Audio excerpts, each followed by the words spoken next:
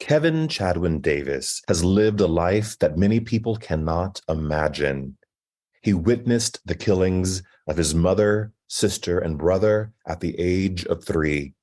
The person who took their lives was his own father. And with an almost startling recall of detail, that life-changing day for him in 1998 has seared itself into his memories. His life journey has been one of a man fighting for survival, facing the dark corners of a life he did not choose and yet must reckon with every day. His choices for survival have been complex, searching for his father's love and understanding in the world of escorting.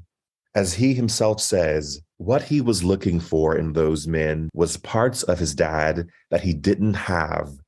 But his story doesn't end there. He is now advocating for HIV and PrEP education and opening a candid conversation on the plight of sex workers. At the end of it all, Kevin still believes in the importance of forgiving people.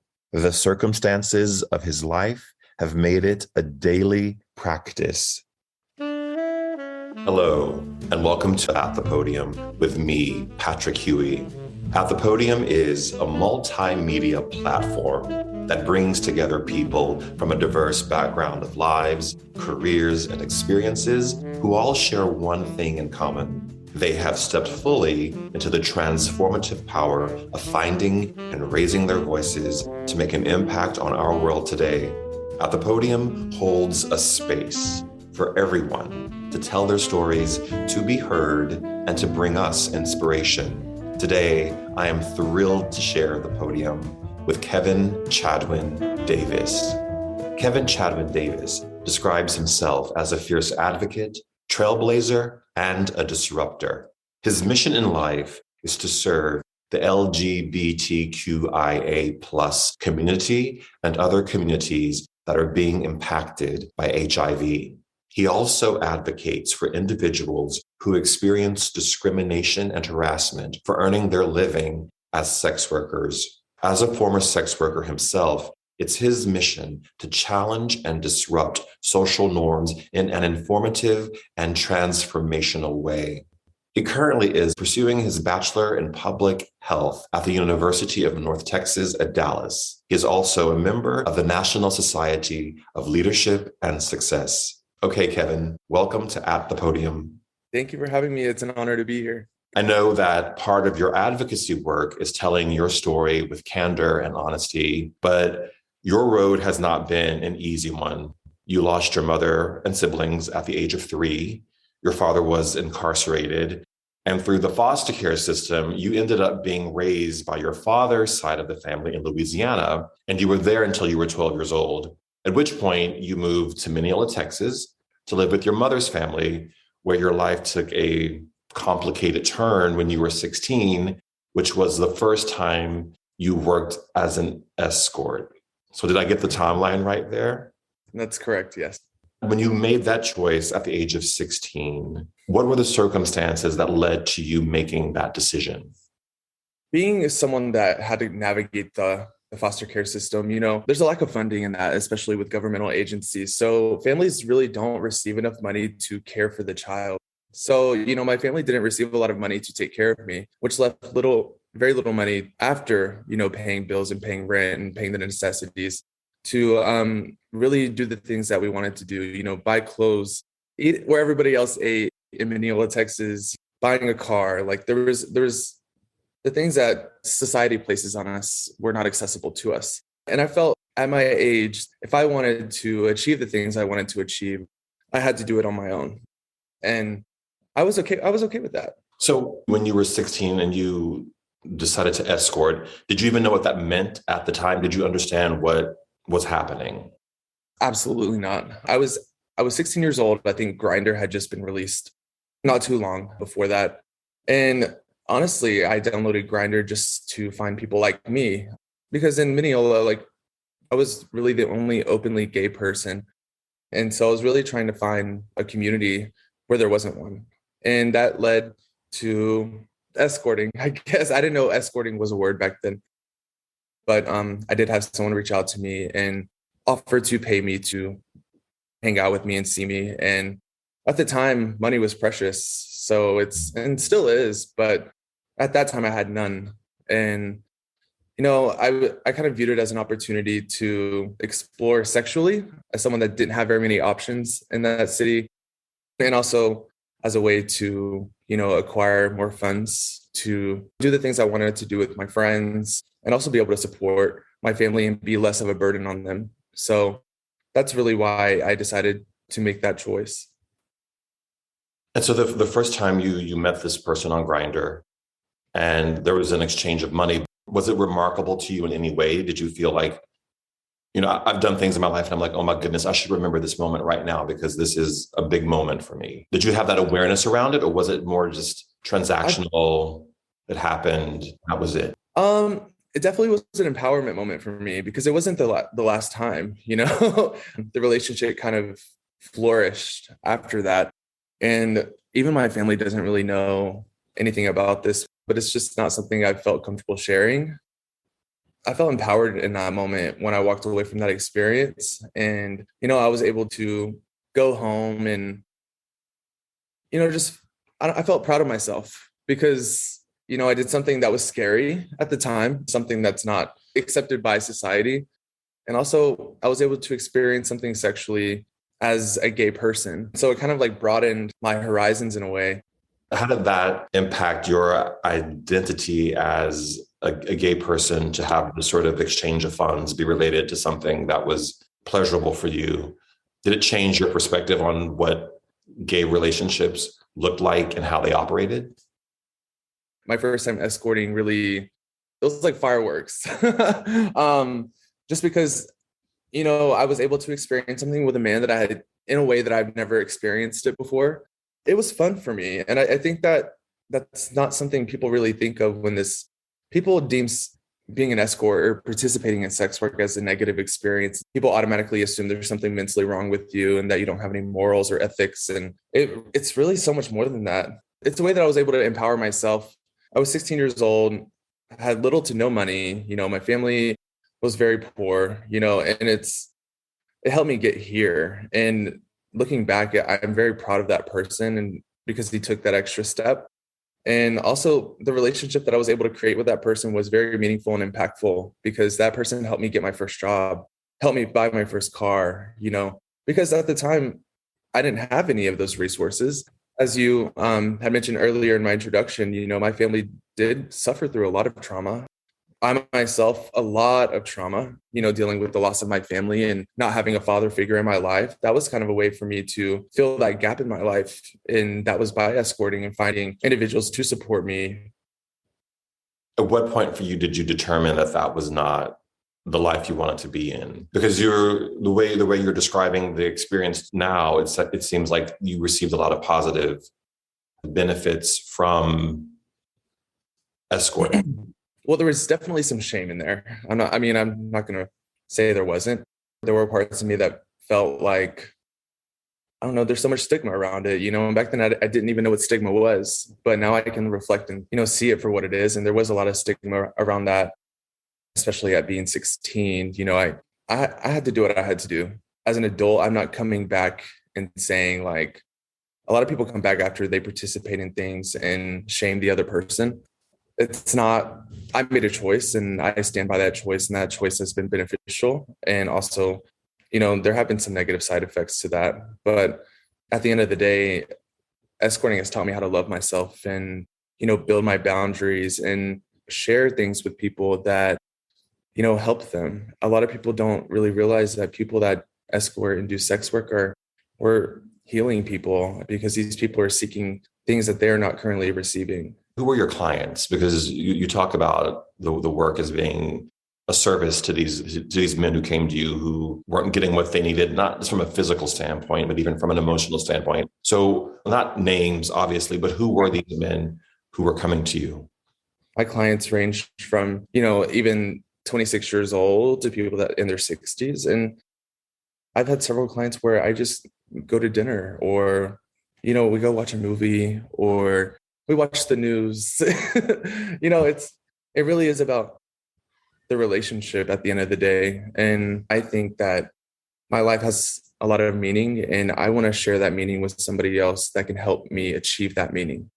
Because as I mentioned before, I didn't have that stable father figure, and I was able to find that in my clients. Being able to help them shape me and help me, learn how to budget, learn how to monitor my money, learn how to run a business. At the end of the day, that's what escorting is. Reflecting back, I don't regret a moment. Can the relationship be pure, though? I mean, what you're describing in a way sounds like you're going literally on a date with someone, which people go on a date, they go to the movies, they exchange lives, experiences, they support each other. I think so. I've watched even some of my friends, start off as escorting for somebody, and then it blossoms into a marriage or, a really beautiful relationship. So it really just depends on what you have with that person. I no longer escort now, but I do still go hang out with my clients, and we go to dinner, and we still have very meaningful conversations. And it's a lot of them feel empowered by me because they remember who I was before I became the person I am now. That's the support that I didn't really have growing up outside of my family or even friends. I guess my question then is why the exchange of money? If what they were looking for and you were looking for was this simpatico relationship, this exchange of humanity, why was the exchange of money a part of that transaction? When I first moved to Dallas, I moved here for a relationship, and I had a job. I was in college. I was doing well, and I had a secure amount of funds in my savings account. I had my own apartment. I was doing really well for myself, and but I moved to Dallas without any family support. Like I literally made a risk when I was 18 to pack everything up and just move to go be with the person that I love, and I did. It was a huge risk, and I did it, but that relationship unfortunately didn't work out. And who do I have to fall back on when I'm in a completely different city? I need to be able to take care of myself. That led me back to escorting. There were gaps in time where I didn't do that because I was in relationships and that wasn't accepted then. And because I was doing well. So it really does fall back to the moments in my life where I wasn't doing so well and I didn't have the courage to call my family and ask for help just because of how I was raised. Just all the things that come in life. And I don't want to drag my family or my friends into another thing to support me. So that's really where the transaction came from, was my need for financial support. I think many people find themselves in situations in their lives where they need support and maybe don't have family to do that or close friends to do that.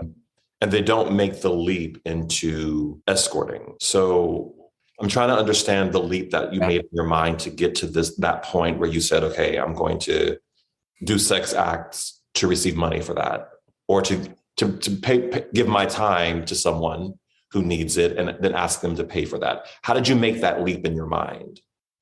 So there was an experience that I went through from the age of 17 to 24. I worked for Chili's. I met this guy at my job, and basically someone that was in the closet and someone that was married, had children, all these. He left me a little note, and he said, if you're not interested, please throw this away. But I think you are so handsome and I would really love to spend some time with you. And he left me his number. And so I texted him. And coming out of a relationship, I was looking for any form of love that I could find because I was so lost. And that person was able to provide that to me. And I had no idea that there would be any financial ties to it, like no idea. But that person was able to help me whenever, I went off the deep end of that relationship.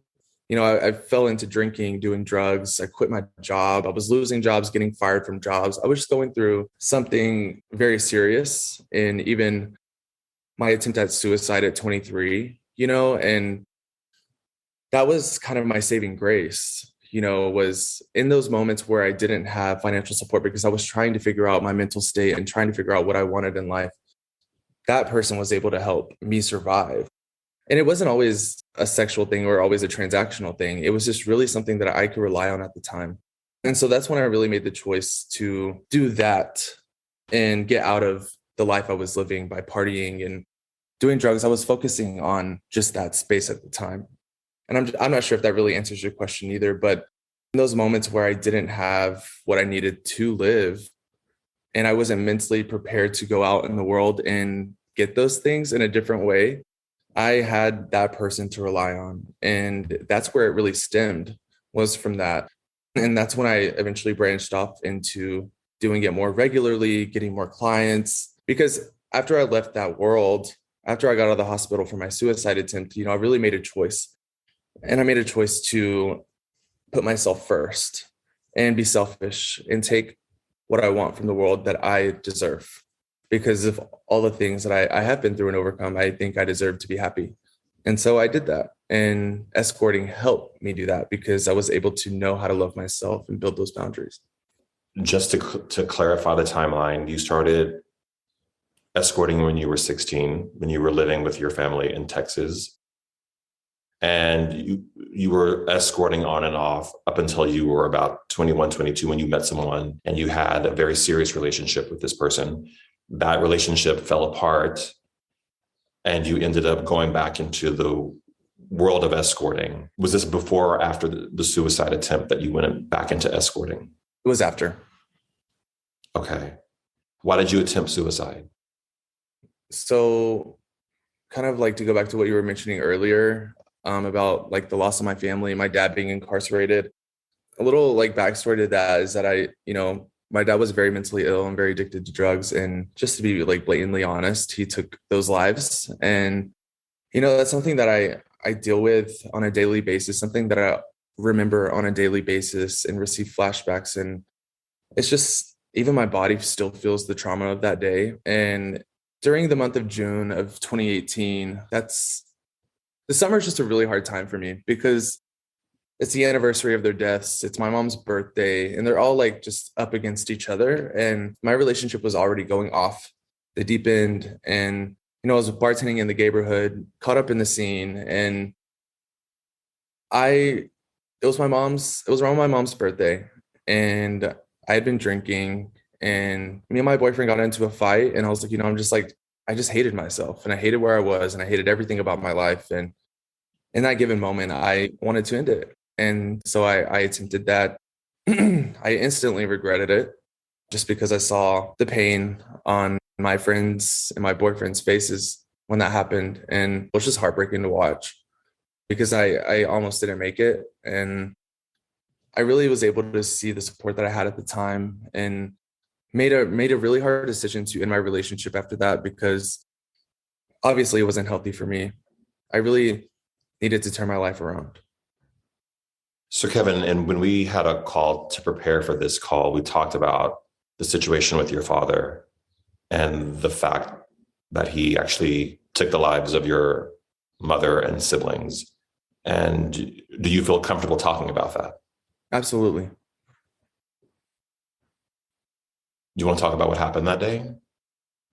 It was definitely a hard day. I was only 3 years old, and a lot of people don't really anticipate me remembering anything, but I remember every second of it. And it's weird to look back on now because I'm such a different person. It's 24 years ago. So I just remember like during that day, I remember, I don't know if you have this feeling, but whenever you see people and it takes you back a long time and you remember that person from a long time ago, I still remember what my dad looked like and what my sister looked like and what my brother looked like and my mom. I can still smell the way my sister's hair smelled that day, because it was curled and I could smell that fresh burnt curl, it's crazy. But on July 20th in 1998, it was a really bad 2 days really bad few years for a lot of people after that. But that day, my dad had came home from work, and me and my brother and my sister were all watching TV in the living room. I want to say it's a Saturday because we were all there, but it was also the summer, so I could be wrong. But we were all watching TV, and my dad walks in literally out of nowhere, and he looks at us and says, "I'm going to kill all of you today." And even as somebody that is 3, I still remember thinking in my head, like, what is he talking about? Like, I giggled, and I hate to laugh, but that's that was my emotion at the time. I was like, he's crazy. Not really thinking that he would be, be serious about that. But what I didn't know was that the day before, my dad had raped my sister. My sister had confided in my mom that night that that's what happened. And my mom and dad got into a really bad fight. And these are all things that I didn't see. How old was your sister, Kevin? My sister was 12 and my brother was 6. So I had no idea this happened, until later in life. But the timeline added up for me then because my mom and dad got in a huge fight. My dad was obviously angry and using drugs. And I from what I understand, he took their lives because the drugs led him to a paranoia state. Obviously, he did drug-inflicted activities by raping my sister, and obviously being in an incapable mental state. Those are the things that he doesn't even remember to this day. That next day, from what I understand, is that he felt paranoid and thought that, my mom, my brother, and my sister were out to get him and that he had to protect me at all costs. Like, that's where his mind was. Was that you? As if like they were going to take me away from him. Okay. Because my brother and my sister were not his kids. They were my mom's kids from, other men. And, like in his brain, from what I'm trying to understand is that like, that's my kid. I need to protect him. I need to get him out of here. Because his actions literally displayed that when it comes to the reports and the police reports and the court documents. He took their lives. I'm not going to go into detail about how he did that, just because they're all really horrific. One of the memories that sticks to me in my head the most is, sitting in the kitchen and hearing my mom cry in the other room and, opening the door and seeing her standing there, bawling her eyes out, blood all over her.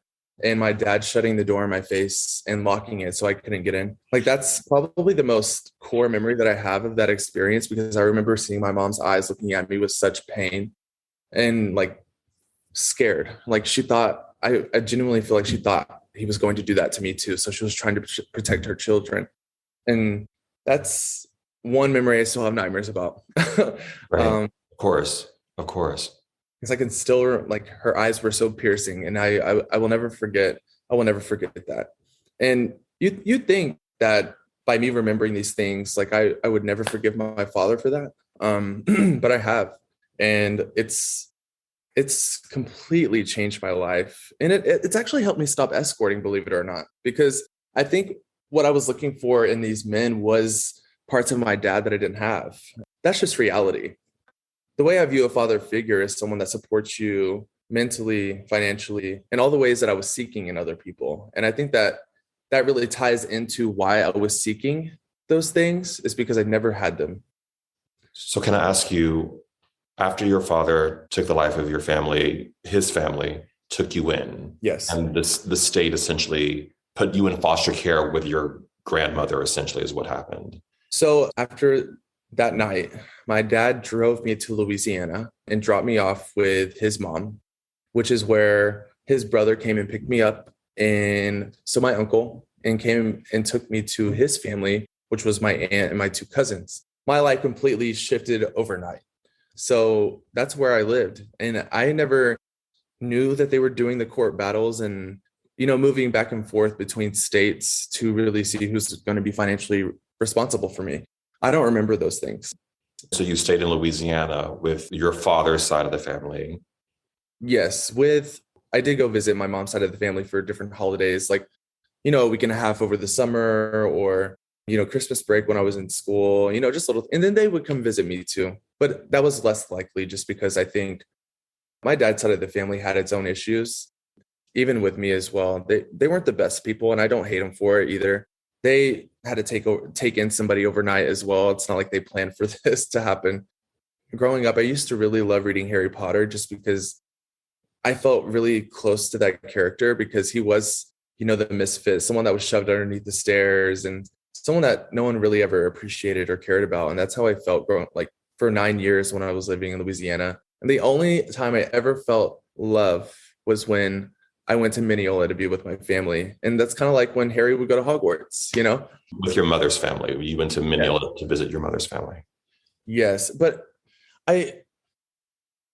whenever I would leave and come back to Louisiana, I was heartbroken. I never felt the love that I would feel from my mom's side of the family, from my dad's side, just because, to me, it felt like a transaction for them because they were receiving money for me. And it's crazy because I never ever got to see any of it.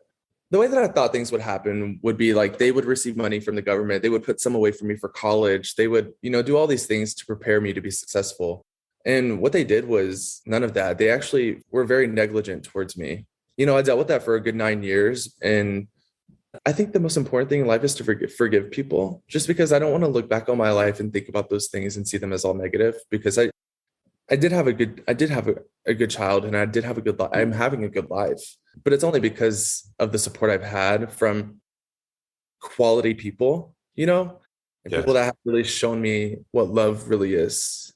So, Kevin, you say that you have forgiven your father. Is your father still in prison? he'll be there for the rest of his life. And I actually, so ironic, the second anniversary to like my suicide attempt, on my mom's birthday, I prayed to her. And I'm not a religious person, but I took a risk and I prayed to, I don't know who I prayed to, but I just prayed so hard that day to reconnect with my dad, because for most of my childhood, I would write him and get no response. That was always very detrimental to me because I felt like I'm not good enough. My dad doesn't love me. How can I ever come out to my dad? How can I ever have this relationship with him? He's the only blood part of my dad that I have. And it's something that I really look for like most of my childhood. And I look forward to writing him letters and keeping him updated. And, it was every time I, cross my fingers and hope he would write me back. And I never got that. And I prayed really hard that day. And literally 3 days after I prayed to my mom, my dad calls me on my cell phone from prison. And I about lose my mind because I never thought, although I was wanting these things, I never thought it would actually happen just because of how long it had taken to get here. And so, it's crazy because a lot of my friends were like, "Oh, what did you ask him? Did he tell you why he did what he did?" I'm like, "But that's not what I'm after. Like, I don't need answers for that. I've had to make my own answers up, and I'm okay with those answers." What I really sought after was just to see my dad again and have a conversation with him in person and talk about normal stuff. I was able to go visit him in prison in East Texas, where he's at. And it was such a cool experience. And it showed me what I'm capable of. Being able to look him in the face and just like breathe a sigh of relief and just look at him and notice things about him that were like me, like his eyes are like mine. Whenever we're nervous, our chest gets flared up. Both of our chests were flared up. And just being able to see parts of me that I choose to suppress, because I grew up wanting to never be like that person. But there are parts of me that are like him. The more that I run away from those things, the more I hate myself and the more I'm just not good mentally. So I've learned to embrace those dark parts of me that, I don't really talk to a lot of people about, and that I actively seek someone to talk to those things about, because I do have dark moments and I do have dark parts of my mind that take me to dark places just because of my trauma and my experience. So I was really able to kind of close the door to a lot of those things when I looked at my dad for the first time, and really just see him for him and not look at him like he killed my family and took things from me, but really see him as a human and see as an adult the trauma that he had to go through as a kid and the trauma that he had to go through as someone that, relied on drugs to not really deal with the trauma that he experienced as a child. And the way that I see it is, back in the day, mental health was not talked about. And if you talked about it, you were pushed off. You didn't receive medication. You weren't taken care of. You weren't being seen. And so even though my dad's family was actively looking for help for him, because this had happened before, maybe not in the extremity that it happened to my family, but this has happened before. Within his family that had happened before, or for him? Within another family that he was with in Colorado. And he was incarcerated. And I literally read a letter a few years ago from my grandma writing to the police sheriff. She was like, he needs help. He is not a bad person. I was like, this could have been prevented a long time ago if we were just having this conversation decades ago. He would have been in a much better place, I think. He'd probably be healthy and be happy and living the life that he was meant to live. So I was able to really look into his eyes and see that person and really relate to that. Because those are parts of me that I have too. And being able to look across the table at somebody and seeing that someone that's so like me, it was groundbreaking. Did he apologize? Were you able to get that from him? Or did you not need that? I didn't really need that, but he did apologize to me through a letter. Whenever I don't talk to him for a while, he'll reach out to me through a letter and just be like, I understand, and just know, like, I'm really sorry for everything that I've done. And even in person, I was able to come out to him as gay. He kind of chuckled at me a little bit, and he was like, I don't care. And so I had looked forward to that moment for most of my young adult life. Like, for him to just kind of like giggle at me, like, what's the big deal? I was like, I don't know. It was just a crazy experience. And when I walked out of that establishment, I felt like the baddest bitch in the world. Like, for overcoming like my biggest fear. My biggest fear in life was to see him in person and not know what to do and not potentially like let it hurt me. Is he on drugs in jail, or is he clean in jail? He's clean. His skin was clear. He was very full, like plump. Just looked really healthy outside of, over the years of being in prison, he has lost a few teeth from fights. Whenever you're in prison and you have a charge for sexual assault with a minor and, 3 capital murders, you're going to be a target for a lot of people. So he's been through a lot, barely has any teeth left. And that's probably the one thing that shocked me, because I wasn't expecting that. But besides that, he's just hanging on. And from what he's telling me is that he hangs on specifically for me. And that makes me feel good, because I do believe he deserves to be happy. And whether it's there, you have to make the best out of what your life is. And you forgive him? Absolutely. Although I do have my moments. I made this video a long time ago, it was about a year ago. And I was explaining to myself why I escorted. And in the video, I share with my camera, I was like, I don't know if my dad really realizes this, but he shaped me because he taught me how to live without him. He killed a part of me as well. And there is a part of me missing that I think I will never have. But we're humans. We have to grow accustomed to ways of living. And that's what I think I've become an expert at. So you stayed with his family until you were 12, and then you moved to your mother's family in Texas, in Mineola, Texas, when you were 12 years old. Yes, best choice of my life. And you were able to make that choice. You weren't forced, the court didn't mandate that you stay in Louisiana with your father's family. No, to my knowledge, at the time, 12 years old is really the choice you can, like, the age you can decide where you want to live. Mm-hmm. And it's kind of funny what the experience was, because, my dad's side of the family came up to me and they, I was so sad when I got into middle school and I didn't get into magnet school like everybody else did, because that's where all my friends went.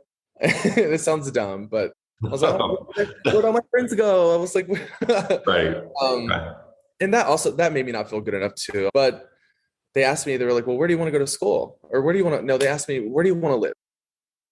And my mind instantly said Mineola, Texas. And they were like, okay, well, we're going to take you out of school. I didn't know I would be moving to Mineola. I thought they were going to take me out of school and put me in magnet school because I was so sad. Not the case. I actually go to my school office and I'm like, hey, this is my last day. Like, I'm going to magnet school. Like, I was so excited. And, I get out of school and they looked at me, they're like, why did you do that? And I'm like, because I'm going to go to magnet. I'm so excited. They're like, no, you're not. And I'm like, what do you mean? And they're like, you're actually moving to Mineola. I'm like, there's no way. This is like my biggest dream. And literally, as I get home from school that day, my bags are being packed. All my stuff is packed. And within 30 minutes of that, my aunt, which is my mom's sister, drives into the driveway. And I will never forget that moment. It makes me so emotional, just because, oh my God, just like for us to like embrace the way we did. And I don't know, the car ride home was back to my new home, which is something I will never forget. So you were there with the aunt your mother's sister, who you wanted to be with, who was a big change for you, a positive change for you to go there. Yes. What happened to bring you to 16? You're on Grindr, you meet this gentleman, and then you enter this life that you were in for the next almost 10 years as an escort. What caused that shift from that positive leave from Louisiana to 4 years later? Because it has to be more than just wanting money. This is a really small town. Let me remind you, 5,000 people, to just give it a number. And so in middle school, I was bullied to death just because people knew I was gay before I knew I was gay. It was hard for me to make friends. It was just a really hard time to navigate my relationships and my friendships and my teachers and my principals because I was being bullied. And the way that I kind of navigated that is that escorting for me at that age wasn't simply just because of money. It's because of the lack of intimacy that I had. I was also going through things in my brain where I was forgiving my father as well. And, going back to that town, people didn't realize who I was until about 16 years old, because everybody kind of didn't know I was the boy that got away. Where did he go? We don't know where he went. I disappeared. And now I am back in the same town that I grew up in the first 3 years of my life. And these things start to surface over time. And people are coming up to me and saying really harsh things like, yeah, that's why your dad killed your mom, your brother, and your sister. He didn't love you. I was getting bullied in that aspect too. And so I was going through turmoil in my brain where I was like, yeah, my dad didn't love me. I did deserve this. I hate myself. Why am I here? And even then I was cutting myself. In middle school through high school, I was cutting myself too. And just having very serious meltdowns because I just didn't know how to navigate my world that I was forced to be in, because of, what my dad did, do to my family. So escorting to me, yes, it was financially great for me, but it was a way for me to gain back control that was taken from me in my life. In those moments, I was in full control of what was happening. And that was pleasurable to me. And it became addictive. And I became addicted to that person that I was in those moments. And that person that I would transition into, because I was overly confident. I loved myself. I was fully capable of doing anything when I was that person. I fell in love with that person at 16 years old. I was like, I can do this. I can get out of this town. I deserve a better life and I deserve to be happy. And so for now, I'm going to sacrifice my well-being to be in control and to navigate these circumstances and get myself out of this. Does that make sense? It does make sense. Did you never had therapy or any sort of counseling to help you move through all of that you experienced when you were a child? When I first moved to Louisiana, they did put me through counseling, but I was in that for a very short time. So I guess I was doing okay. And also when I first moved back to Mineola, I got back into counseling again. Absolutely hated it. Just because I was a stubborn little kid, I was like, I don't need this. I'm fine. And I fought my family against it. I was like, I'm not doing this. We're not paying for this. It's not worth it. I didn't believe in mental health then, and I believe that I've gotten this far, I can do anything. Not the case. Reality hit me real quick. When did you go back into therapy? Or have you been back into therapy and getting counseling? It's something that I'm still thinking about, but I really just need to find the time to really take care of that part of myself. And I just haven't done that yet, to be honest. But hey, this is kind of a way of therapy almost. Thank you so much. Let me ask you, Kevin, you have been in and out of escorting for 10 years, and you say it gives you a sense of control, ownership, power over your life. Do you feel that it's something that you can really fully leave behind? I know you have not been in it for some time now, but is it really something that's in the rearview mirror for you? And in your mind, is that even necessary? Is that always an option that you would go back to that if you needed to? And not necessarily from the financial standpoint, that too, but also from this intimacy that you say that you crave and need from men because your dad was not there for obvious reasons now. I'm really trying to focus on my career and focus on my community and serve my community in the best way. And escorting takes my mind in different places. And where I'm at in life right now, I need my mind in one place. Currently at this point in my life, I have left it behind just so that I can fully not only do my work efficiently, but also be a better advocate for my people. Because now I know what that experience is, and I can see that experience and look at that experience and know what the needs are of these people, because those are needs that I had. Being able to understand our community in a better way when you're outside of it, because now I can look back in it and see this is what we need to fix. This is what we need to fix. This is what we need to fix. And I can better advocate for those things through different policies and different changes that need to be made for sex workers to be more protected and be more normalized. And because we're here, like this is not something new. It's just now being talked about in an open way. And it's super important to me to be able to do that for my community. And I plan on being the person to lead those things. Do you think in a way you're fighting so hard for sex workers to be normalized, as you said, because in a way you're fighting for your own place in society right now? I wouldn't say I'm fighting for my own place. I think I have my place and I have exactly where I need to be. It really is because I never thought that I would be doing the work I'm doing in the sex work community until I did go through that experience of discrimination. And that set a fire underneath me that I never knew was in me. So now I look at it as someone I'm a white man, okay? And I'm going after these positions that I deserve and places in the community where I deserve to sit.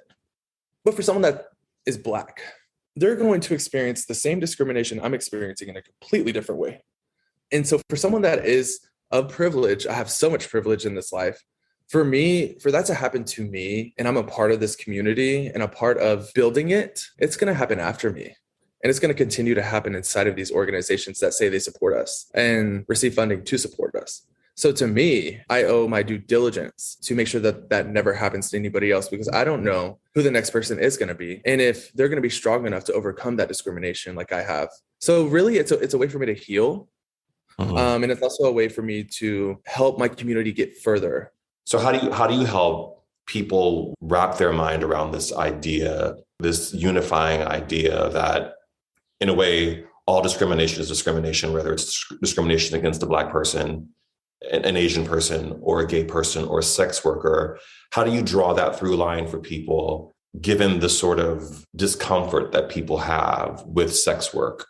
I know this is going to sound crazy, but since I've been public about my experiences, I actually have not received any negative feedback. The only thing that I've really received is people asking me like what a sex worker is. And so then that now gives me a place to educate. I'm like, well, it's not black or white. There's a plethora of things that are considered to be sex work and legalized forms of sex work. So it's a cool moment because I'm able to educate even people back home. And that's kind of how I advocate for us, is by just having these conversations with people. And also the support from the community, from me being so outwardly vocal about my experiences, and has been more than I ever expected. They were like, finally, somebody's talking about this. Thank you for doing this. Finally, we have somebody to stand up for us, because I can't do that. I don't want to go to jail. I don't want, like, people just don't have not only the strength, but the voice to stand up for themselves. So if that has to be me in some capacity, like, that's what I'm going to do. So for you, what is sex work? Sex work is a form of healing. It's a form of creativity, and it's a form of love. If I want people to understand anything about sex work, is that it's more than just a transaction. You know, these are real people with needs and trauma and hurt and pain. And they don't have a way to funnel that hurt, trauma, and pain. And the way that they know how to cope is by leaning on somebody else to kind of take that burden off of them. And that's in the retrospect of the person that's seeking a sex worker.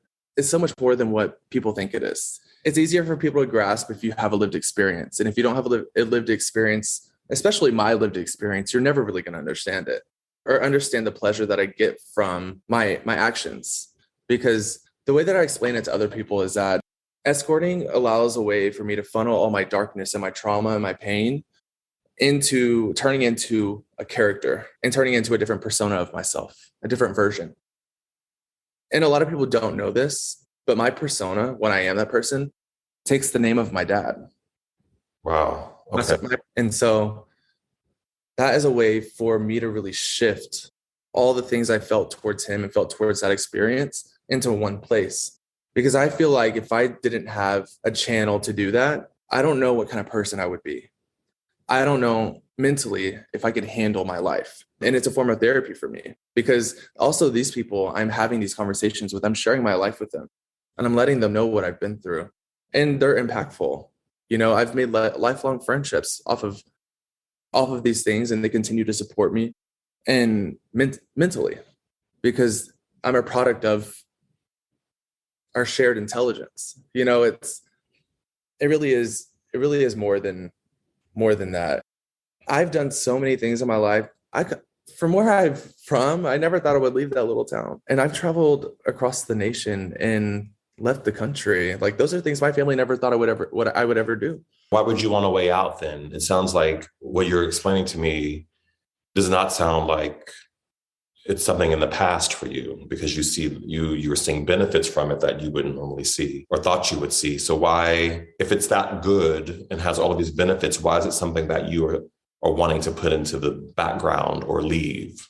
So I put that stuff in the background 6 months ago, because now financially, I can do all of those things on my own, and I don't have to rely on that financial standpoint anymore. Now, if my old clients want to share an experience with me and want to take me somewhere, or like do the life that we've done, that's something I'm definitely open to, because they're my friends. It's no longer a sexual thing.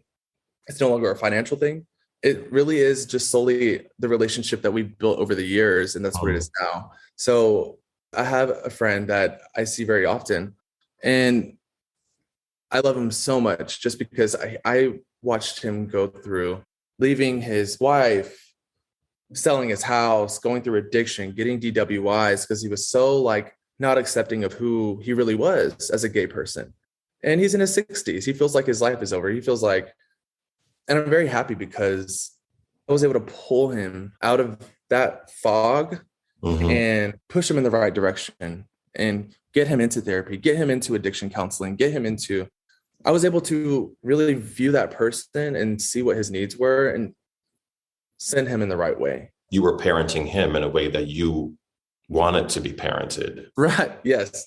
Do you think you can ever have a relationship with a man or a woman that is, quote unquote, a normal relationship, or has the dynamic of escorting sort of shifted how you view a traditional monogamous relationship? I'm not going to lie, it has shifted a little bit, just because I've experienced a lot. And, still to this day, I do seek relationships with people, but I don't think my history in escorting would really take me away from a relationship. I think it would actually help me appreciate it more, just because of how much I've grown from it. I think part of what I'm trying to reconcile, and I think what a person who could be listening or watching this is trying to reconcile, is that you're painting the picture of escorting. And in your mind, is there a difference between escorting and prostitution? I think escorting is a more privileged version of sex work, because there are different tiers to it. Also, I hate the word prostitution. I think it's disgusting. And it's a very criminalizing and very stigmatizing word because of the way people use it.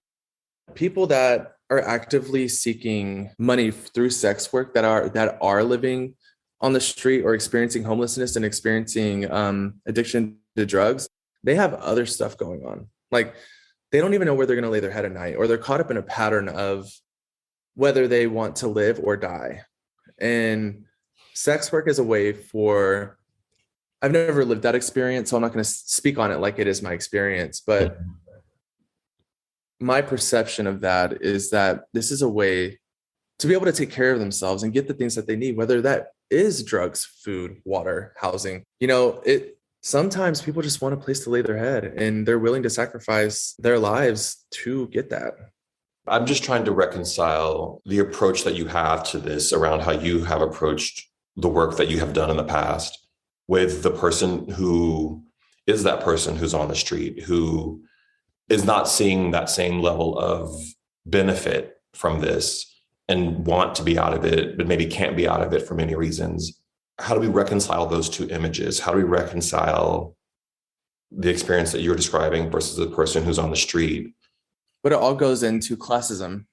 And my status is very different from somebody that is, experiencing homelessness on the street and relying on sex work to survive. This color of my skin is white, and I had more resources. Whether it sounded like I didn't have anything growing up, I still had a way more than a lot of people did. And I'm very grateful for that, because I would not be in the space that I am today if it weren't for that. But there are other people that do experience oppression in ways that I haven't. And if you notice, most people that are experiencing homelessness and relying on sex work are Black women. That says all of it about all the work we need to do to uplift these women and get them to where they need to be. And also, Black women are the rising demographic of individuals that are acquiring HIV and Hep C. And it's because of this systemic oppression that Black people in general experience. And Black women is just a completely different monster, because Black women are always going to be targets when it comes to rape, domestic violence, and all those things that women go through that also are not talked about because they're afraid of the justice system. And I am too. But my experience is very different from that person, because I might be fine. And she might be prosecuted, because there's so many laws and policies, especially in Texas, that hinder this specific group of people from getting the justice that they deserve, because they are deemed as prostitutes. And just because of their way of living, it's not very different. It's just different pillars of what sex work is. As you can see, white sex workers have more privilege, Black sex workers do not.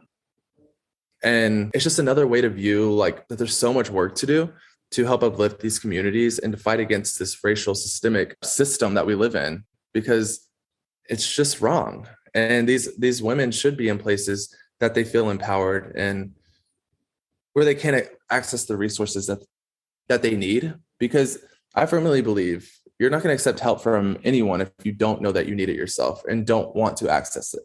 You're caught up in a pattern of client, food, drugs. Where am I going to sleep? Client, food, drugs. Where am I going to sleep? Sometimes that pattern is hard to break. Most of the time it is. So do I take a risk and go this way, not knowing what the outcome is? Or do I stick to the same pattern and know that I'm going to be okay and I'm going to survive to the next day? It's a constant battle that all of us have to fight when we decide and make those hard decisions to make changes for ourselves. And that was hard for me to do even when I decided to stop escorting as a whole, because I was like, I'm going to miss it. I'm like, can I do this? Can I be resilient? Can I fully commit to putting myself first and depending on myself and not depending on other people to live? And so it was a challenge for me. And I'm not going to lie and say it's not challenging to want to go back to that, because it was a pattern that I lived in for 10 years.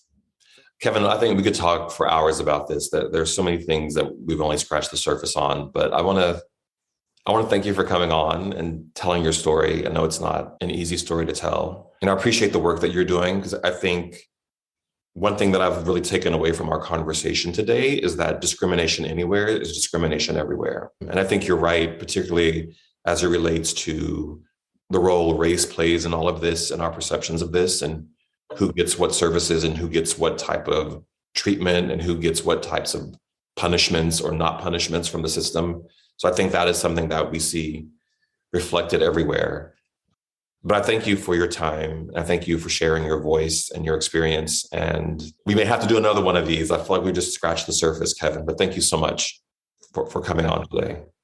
Absolutely. And thank you for allowing me to be a part of this. This is actually the first time that I've done a podcast since all these massive changes in my life. So I definitely applaud you for the work you're doing and allowing me to have a space here, because we don't have very many. Just know I appreciate you and I support you in everything that you're doing. And I look forward to maybe doing this again soon. Maybe we can do something about PrEP or HIV. We're definitely going to do another one. And we're going to talk about the work you're doing now, because I think it's really impactful what you're doing. You're literally saving people's lives. So That's going to be part 2. The remix. The remix. All right. Those of you who are watching or listening, remember, we all have a voice. Use yours wisely. Bye, everyone. Thank you.